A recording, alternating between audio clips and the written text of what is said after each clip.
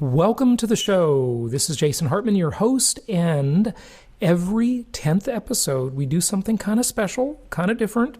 What we do is we go off topic. So regardless of which show it is on the Hartman Media Network, whether it be one of the financial shows, economics, real estate investing, travel, longevity, all of the other topics that we have, every 10th episode we go off topic and we explore something of general interest, something of general life success value. And so many of our listeners around the world in 164 countries have absolutely loved our 10th episode shows. So that's what we're going to do today. And let's go ahead and get to our guest with a special 10th episode show. And of course, on the next episode, we'll be back to our regular programming. Here we go. This show is produced by the Hartman Media Company. For more information and links to all our great podcasts, visit hartmanmedia.com. My name is Jeremy. I'm a big supporter of Jason Hartman and grateful to Jason for a lot of what I've learned over the last 4 years. I can attest to him. We've had some good success using the strategies, being a little more conservative on some of the decisions. So we've purchased a couple of properties through the Creating Wealth Network, through Jason's network. I feel like I owe a lot to Jason and the team for the education part. Welcome to the Creating Wealth Show with Jason Hartman. You're about to learn a new slant on investing, some exciting techniques, and fresh new approaches to the world's most historically proven asset class that will enable you to create more wealth and freedom than you ever thought possible. Jason is a genuine self-made multimillionaire who's actually been there and done it. He's a successful investor, lender, developer, and entrepreneur who's owned properties in 11 states, had hundreds of tenants, and been involved in thousands of real estate transactions. This program will help you follow in Jason's footsteps on the road to your financial independence day. You really can do it. And now, here's your host, Jason Hartman, with the complete solution for real estate investors. Decisions, decisions, decisions. Welcome to episode 1990. This is a 10th episode show, and our guests today, we've got two authors of the book Wise Decisions. So we're going to talk about that today, and I think you'll find this interview to be very, very valuable because it is such an important topic to be able to make good decisions, especially when it comes to your investments, and especially during times like these, because we are in a time of uncertainty, we are in a time of turmoil, and people tend to make bad decisions when they are in times like these. So very, very important topic we're going to discuss here in just a few moments. If you do not want to suffer from a cascade of poor decision-making during fatigue, if you want to channel your inner YODA, remember Star Trek, or no, Star Wars, sorry, and make that serve you to be a good decision maker, and make sure you're dealing with and managing the voices inside your head that are influencing your decisions, the gatekeepers. You're protecting your inner core, your principles, to make sure that you are making good decisions, whether it comes to investing, parenting, or any other aspect of life. Wise decisions are incredibly important. And this is a science-based approach to making better decisions. It's not anecdotal, it's very empirical, and I think you'll get a lot out of that. You know, we're all telling ourselves stories all the time, and these stories that we have influence our decisions. They cause us to bring our past into the future, and sometimes that's good, sometimes it's bad, so we'll dig into that today. But speaking of decisions, we have got a lender out there in the world who is, of course, talking his own book. And isn't it interesting how people who don't have a way to compete, like to bash people that have something unique that they don't have and they can't offer. And I just found this really interesting when it comes to our 100% financing offer. We've got these basically people that are just lying because they don't have the offer, right? So they're saying, oh, this is a bad offer. This is a bad offer because they don't have it. They can't sell it, right? We've got this special relationship. A lot of you attended our Zoom meeting on that topic. And if you didn't and you missed it, reach out to your investment counselor through jasonhartman.com and get a link to the recording of that Zoom meeting because it was really valuable. And look, I just want to say, this isn't for everybody. Just like any loan program is not for everybody. But what bugs me is the scumbags out there who are not offering this unique program are saying, oh, it's a terrible program. They're ranting about it and going on because they don't have it. They don't offer it. This program is really, really advantageous for some people. I'll give you an example. So I was meeting on a one-on-one session with one of our mentoring clients, and this is a couple that is doing very well, medical industry. I'm sure they're listening. Hi, you know who you are.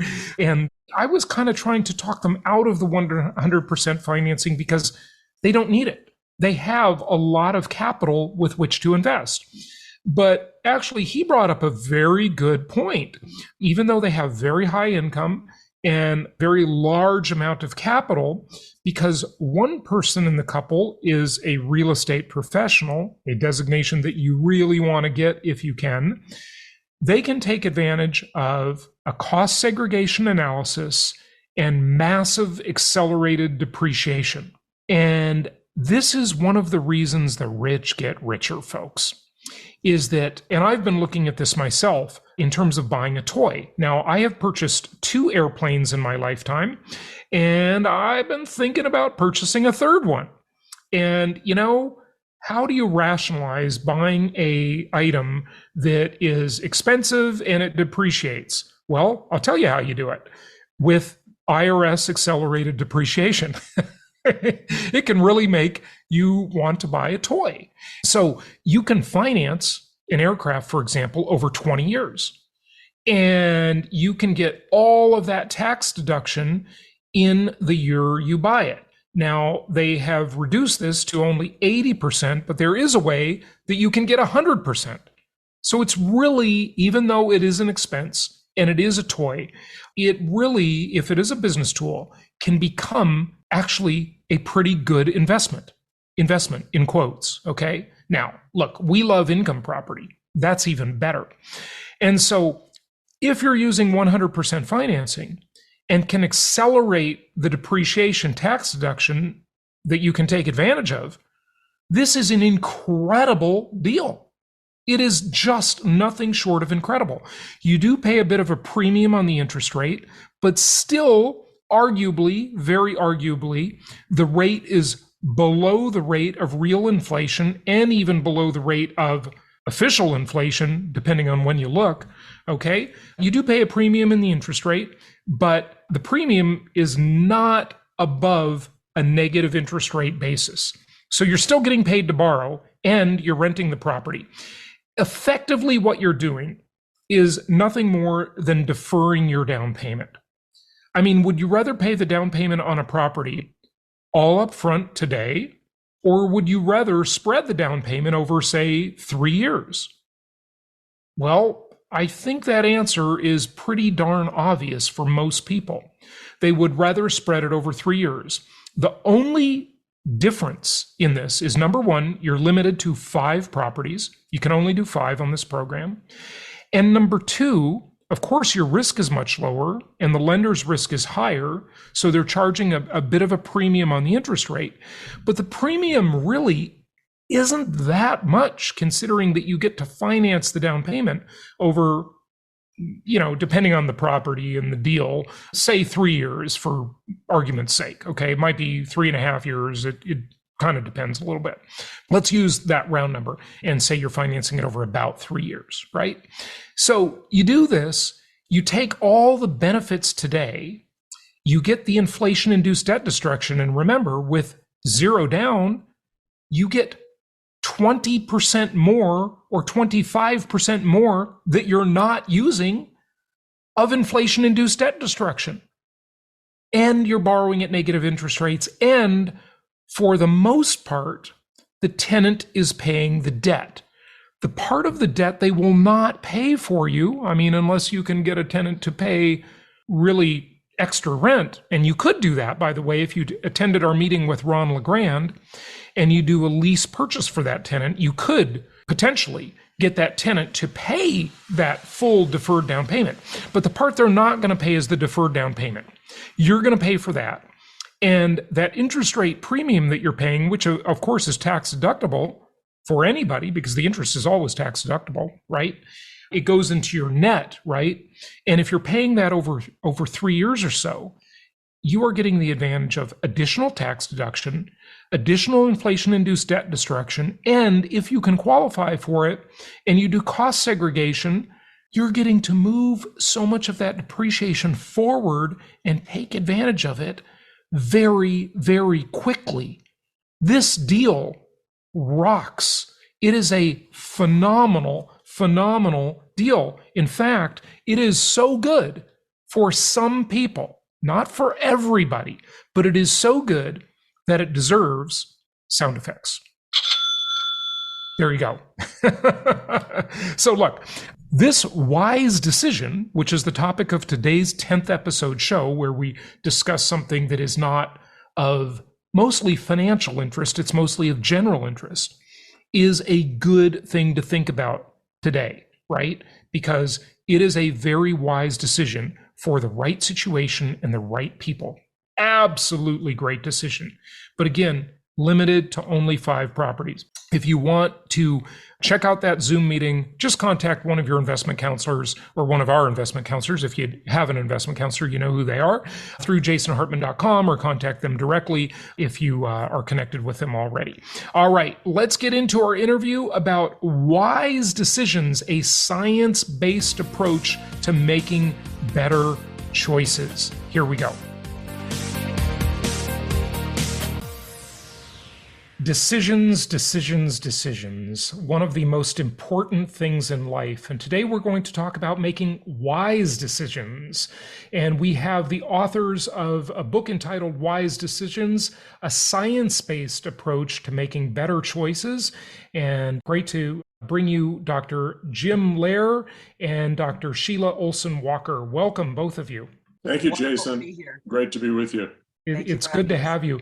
As you were saying off air, Jim, I think you were saying this, it's amazing that such an important topic is not taught in school. I mean, decisions, we're making them every day, maybe thousands of times a day, literally small decisions. How is that possible that there's no instruction on this? That's precisely why Sheila and I have written the book. We looked at the science of all this and what's actually happening in the real world. There's probably no more important competency that we possess as human beings than this ability to make good choices and wise choices. The problem is no one teaches it. Parents don't know how to teach it. It's not taught in elementary school or grade school or high school or junior high. It's not taught in colleges for the most part. It's not taught in graduate schools. It's not even taught in that many corporate universities. So we decided to really try to put something together that was very practical and research science-based that can help people understand this very, very important area that actually determines the outcome of our lives, most certainly. Yeah, it sure does. So Sheila, what is the science behind decisions? This is not something that is just intuitive, like you can be a good, make decisions from your viscera. It's just gut instinct, right? Or maybe there is an element of that. What's the science behind decision making? Well, it's a learned skill, like anything else. We human beings are a 365-day a year, 24/7 work in process through the science of epigenetics, with nurture shaping nature all the way along, shaping our genetics. Typically, children learn decision-making from their parents. And there's this wonderful quote, don't worry that your children aren't listening to you, worry that they're always watching you. Modeling is powerful. And as Jim said, because we haven't taken time to unpack how we make decisions, just sort of make them, and we use some combination of gut feel and emotion and what's happening at the time and previous experience. There's not a kind of a discrete process that we've put in place to make decisions. And this is what Jim and I tried to do, using a grounding of science and developmental science, but also aligning our decisions and going through processes. There's a workbook in the book to really think about who we are, how we want to show up in life, the things that are the very most important to us, and then aligning our decisions with those basic core values and principles. And on the school element, I'm actually helping teach a class in a nearby school where two of our three sons are at school, to high school juniors and seniors with the book as curriculum.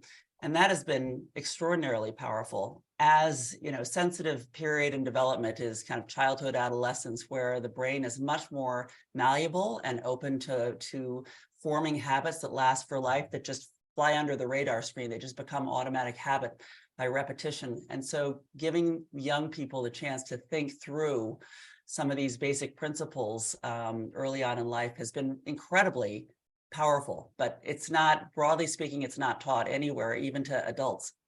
Yeah.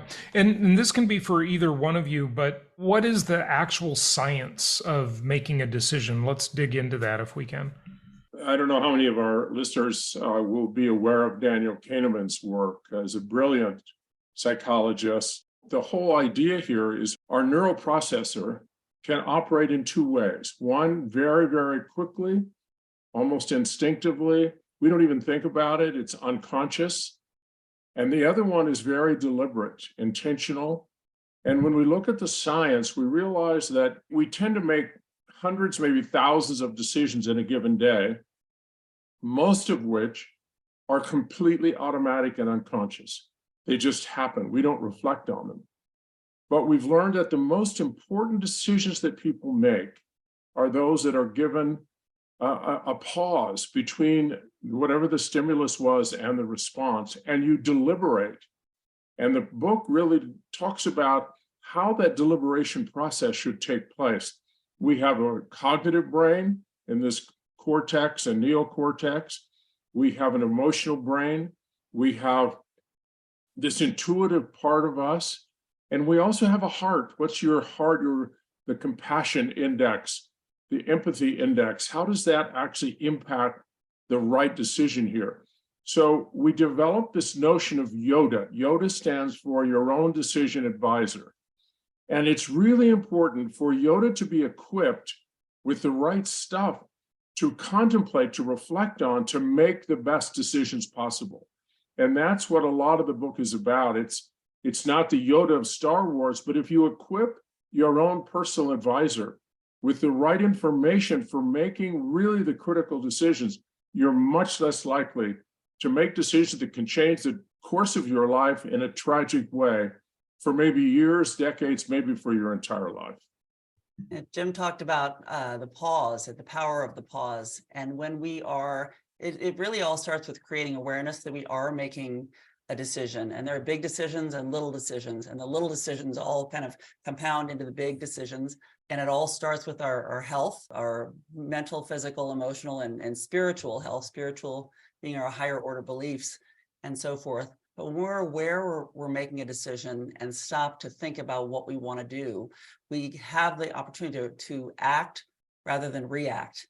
And 100% of the time, those are just, generally speaking, always better choices. And I think it's important to note that we can't expect ourselves to be perfect. We're human, we're flawed. You know, we may come into a situation where we've had several stressful things happen beforehand, and we may make a poor decision, a little one or a big one. But there's always a chance to course correct. And with me as thinking really about child development, I think sharing with our children, not only modeling for our children taking a pause to really think about decisions, talk about decisions, but also when we as adults make a poor decision, talking about that too, and unpacking that with them. I think the more that we can be human and kind of open up Pandora's box to help them understand what's happening on the inside, the better it is for them to really think about what their own process is and how they can do the best that they can do with what they have. In the book, you talk about moving from novice to expert by creating a neural pathway, a neural superhighway. How do you do that when it comes to the subject of wise decisions? That's all the repetition. Habit formation, automaticity comes with practice, just like anything else, just like building our biceps in the gym or hitting a forehand on the tennis court. So when we learn something new, we form a new neural pathway. It's not a fortified or strong neural pathway. It's a weak connection in the beginning. Right. The more that we practice, the more that lane opens up. Basically, it becomes a more powerful and automated connection over time. And that's right. So this is true though of good and bad habits, though. Good right? and bad, exactly. Yeah. So we'll talk about. Yeah. So how do we create the first good one, I guess? Or maybe you kind of alluded to that already. I don't know, but we've got to create that pathway first and then use it over and over so it gets more ingrained, right? Yeah. So the whole idea here is that as human beings, we have the ability to be pretty much on automatic, and we are going to develop habit structures that may or may not serve us unless we use intentional, thoughtful deliberation in determining what are the habits we really want to have that can preload our YODA and eventually become representative of how we make big and important decisions. So what's really interesting is that there's a whole wealth of research on what we call cognitive biases. They are basically unconscious, and they can really undermine our ability to make good choices. And that always occurs in the automatic mode, because automatic means you're not conscious in what you're doing. But we have this ability to be reflective, to have conscious reflection. And that can stop this in an instant. You begin to realize, wait a minute, I'm making stuff up here. This is a bad story. This is, as we've said many times before, the brain is a fiction-making machine. And if we don't call it out, and the only way you call it out is say, wait a minute, you have to stop and say, wait a minute, that is not how I want to make a decision. I can see what I'm doing here. And I'm going to actually be much more careful about the logic I use, the emotions I'm willing to entertain during this decision. If I'm tired, if my health is compromised, I may need to postpone this decision because all of that may interfere with my ability to actually make the best choice in this moment.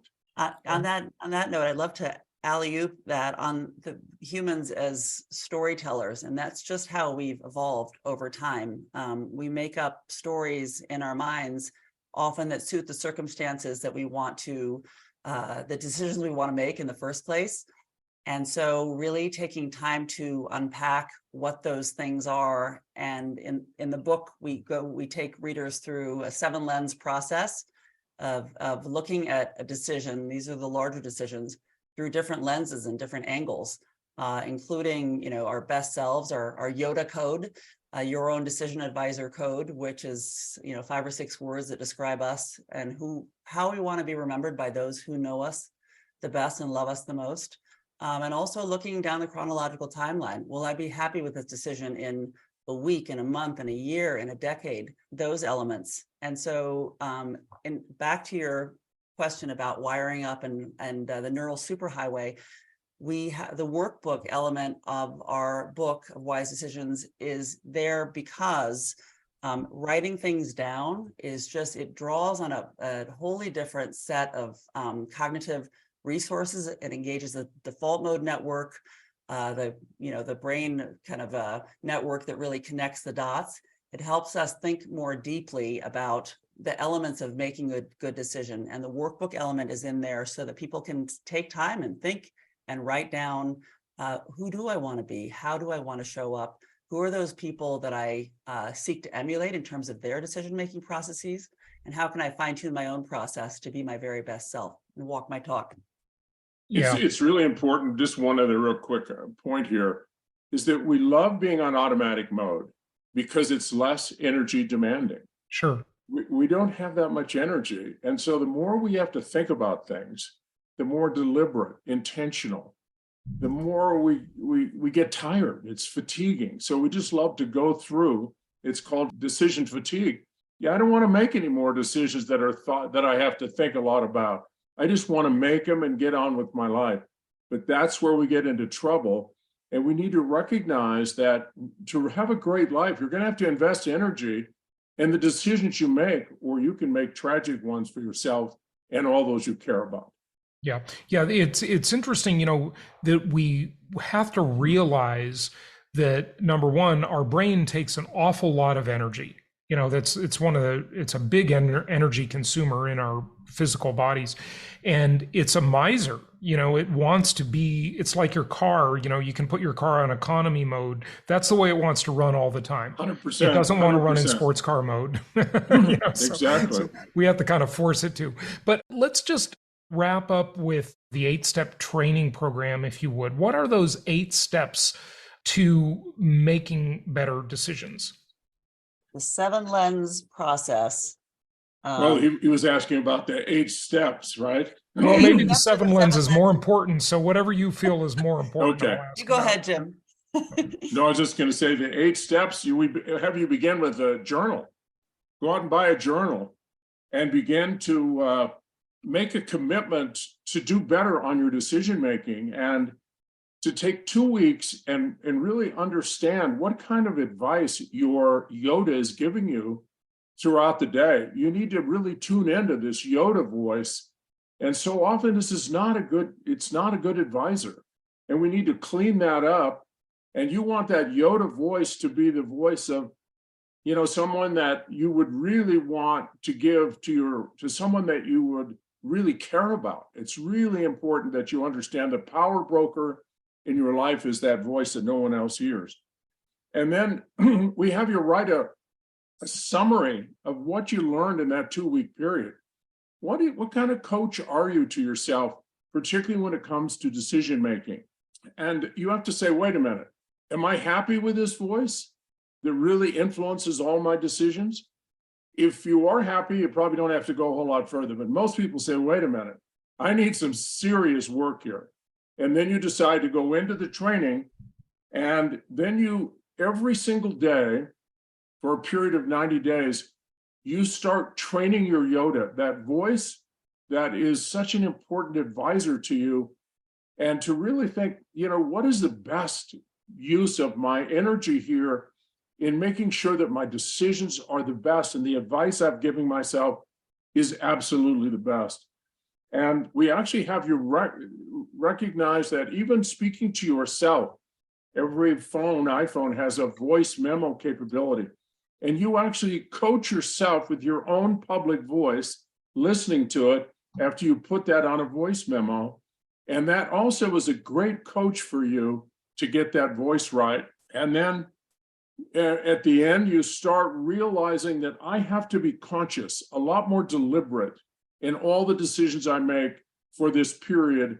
And all of a sudden, you see the opportunities that come that never had come before, that you were not aware of, and that suddenly you're more in control of your day because you are assuming responsibility, and your advisor, the one closest to you, is making very, very good decisions and recommendations on how you should proceed on all these issues that really matter. Sheila, anything to add to that? Well said. That sums it up. But the only thing that I would reiterate is that we are a work in process as human beings. And the science of epigenetics tells us that the more we practice, the more we upload these intentional thoughts and behaviors, the more they become a part of just who we are and how we show up from a habitual standpoint. And it's just an incredibly optimistic story that science tells us about what can happen when we deploy our energy towards these kinds of things that matter most. Mm-hmm. And for our children, when we can help them upload some of these basic processes early on, these are dividends for life for our young people. Actually, one more thing before you go, Sheila. You mentioned epigenetics a couple times, and I know that's your field of study. And it's a fascinating thing, not to be confused with genetics, right? Where we can actually control our, I guess, our DNA expression, right? Is that what that means? Right. Epigenetics actually means above genetics. We are all born with a certain with our own DNA, half mother, half father. But starting from in conception, nurture shapes nature, the biochemistry and so forth, maternal stress, they shape how genes are read, expressed, and transcribed in utero, in young people, and later on. All of our life experiences, how we sleep, what we eat, our friend group, exposure to stress, exercise, all of these things shape how our genes are read and expressed and transcribed. And that is epigenetics. And that's how nurture shapes nature across life. And that's our hope, that if we have some genetic issues that need to be, we can actually alter the expression of those with training. And that's the beauty of epigenetic science. Right. But one of the really interesting things about epigenetics, and correct me if I'm wrong, is that as you develop as a human, you actually, and then if you have children, you actually pass those traits that you develop, not traits that were passed to you, down to your offspring, right? Right. There is multi-generational transmission of epigenetic patterns. We've seen this in the trauma literature, but it works both ways, on the upside and the downside. But it's very clear that those are passed along as well. But then there's the modeling piece from a parent standpoint of those traits and behaviors we've intentionally uploaded for ourselves and learned and developed that our children see. So it amplifies that epigenetic effect into the next generation as well. Yeah. So important to know what we want to upload and what we want to basically snuff out and focus there. Yeah, and that's for better or worse, and right. it works both ways. Yeah, you're actually writing on the hard drive of future generations. 100%. That's a great way of thinking about it. That's interesting. But you're only doing it pre-birth, right? You're not you can't do that after the children are born.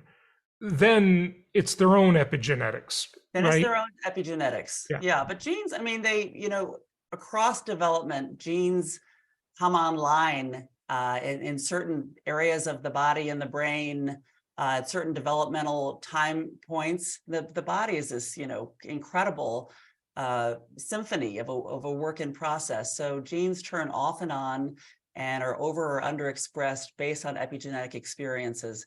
But yes, I mean, the prenatal period of time, the genes that they inherit, those are the genes that we're passing along to them. But then in utero, maternal lifestyle, maternal stress, the things that moms are doing early on, those shape gene expression patterns. And then, home and school environment across time and where the children actually spend time in their lives.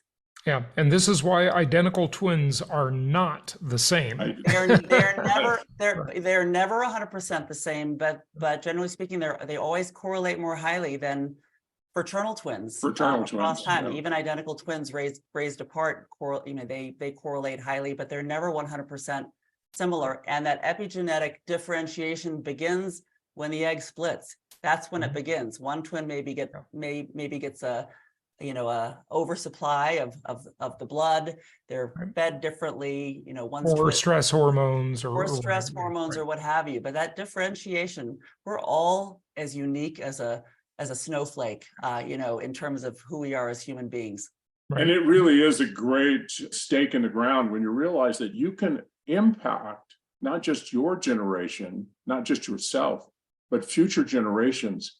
Let's say you have had a very aggressive, almost violent tendency, and you really want to work on taming that, becoming more, so to speak, domesticated. You actually can make that domestication process very, very powerful force in your life. And once you have altered the environment of that chemistry, let's say, which might be testosterone centered, that now you find yourself less aggressive and less violent, and it can be altered for the offspring that follow you. So, because when you make changes, they're not just one generation, they can be multi-generation transcribed in sense in the genetic makeup. Yeah, it's really a fascinating area. And, when we look at cloning, a clone is not the same, right? Like Barbara Streisand cloned her dog,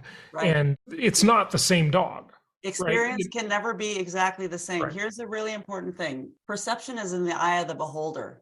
Reality is in the eye of the beholder. So even if, two identical twins experience an exact same situation, they may not process it differently based on other life experiences. Yeah. Our experiences are always shaping who we are, how we feel, what we do.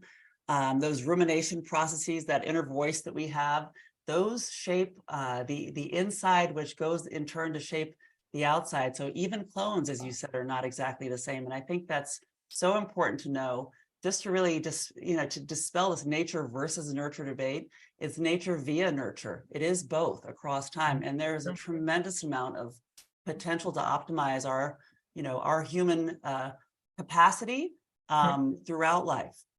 Yeah, that's why the genetics may be identical, but the environment is never identical, and your interpretation of the environment is never identical. Yeah. And that is, in fact, why we see differentiation between identical twins. Absolutely. Absolutely. We all have our own agency, and we are responsible for using that. Jim and Sheila, thank you so much for joining us. Do you want to give out a website? I'm Sheila Ohlsson Walker.com. Jim-Loehr, Loehr.com. And I'm very active, and so is Sheila, on LinkedIn. And you can find us, and we hope you find great value in the book. We were riveted in writing it. This is my 18th book, and I really enjoyed writing this with Sheila. She's a brilliant and wonderful scientist. It's Excellent. My first, and I'm grateful as well. Well, thank you both for bringing us wise decisions. Appreciate it. Thank you, Jason, for having us. Thank you, Jason. Thank you. Take care. Thank you so much for listening. Please be sure to subscribe so that you don't miss any episodes. Be sure to check out the show's specific website and our general website, hartmanmedia.com, for appropriate disclaimers and terms of service. Remember that guest opinions are their own, and if you require specific legal or tax advice or advice in any other specialized area, please consult an appropriate professional. And we also very much appreciate you reviewing the show. Please go to iTunes or Stitcher Radio or whatever platform you're using and write a review for the show. We would very much appreciate that. And be sure to make it official and subscribe so you do not miss any episodes. We look forward to seeing you on the next episode.